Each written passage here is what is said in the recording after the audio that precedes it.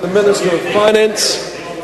Further to his answer to oral question number 10 yesterday on the government's asset sales policy, in which he agreed that New Zealanders already own these shares, why should Kiwi families have to pay again to buy what they already own?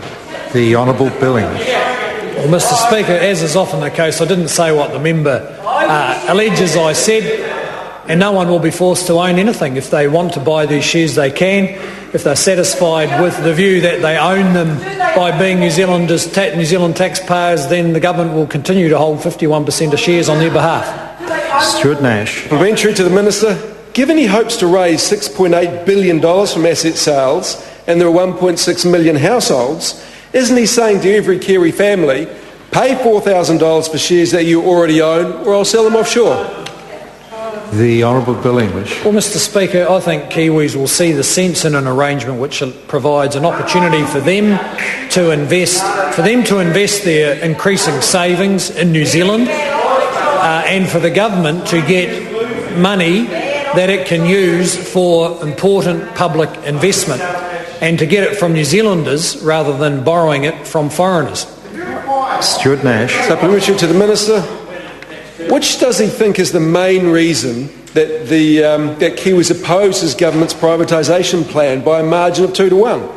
One, that Kiwis object to paying again for assets that the Minister freely acknowledges they already own, or two, they know it doesn't make sense for the government to give up ownership of assets that pay hundreds of $millions a year in dividends, which help fund our schools and hospitals, and sell that profit stream to foreign buyers. The Honourable Bill English. Well, Mr Speaker, I'm sure Labor Party MPs are finding out more about those reasons at the very large public meetings I understand they're running in phone boxes around the country. But there'll be a couple of tests.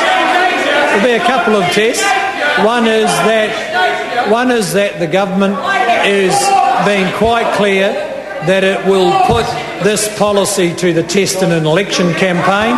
That's the first test of whether New Zealanders support it, and the second will be whether they are interested in buying shares. We expect that they will be. I hope the Honourable Member could hear that answer, because his own colleagues were making so much noise I surely couldn't hear it. Supplementary question. I think he was talking about the meeting that he organised when 100 people turned up. Member, just please ask his supplementary. Supplementary number 3. Why hasn't he or any other member of his government been willing to turn up to defend their privatisation policy on shows such as Q&A and or other public forums in which they have been invited? The Honourable Bill English. Well, Mr Speaker, the government is explaining its policy every opportunity it can get, and as I said, the test of the policy will be first whether the government gets a mandate in the election, because we are doing what we said we would do, which is put it to the people first, and then secondly whether New Zealanders put their hands up to buy shares. And you can make your own judgments about it, but we're reasonably confident that if we have the opportunity to provide those shares to New Zealanders, they will probably be interested. Question number 12, the Honourable John Boscawen. Thank you, Mr Speaker.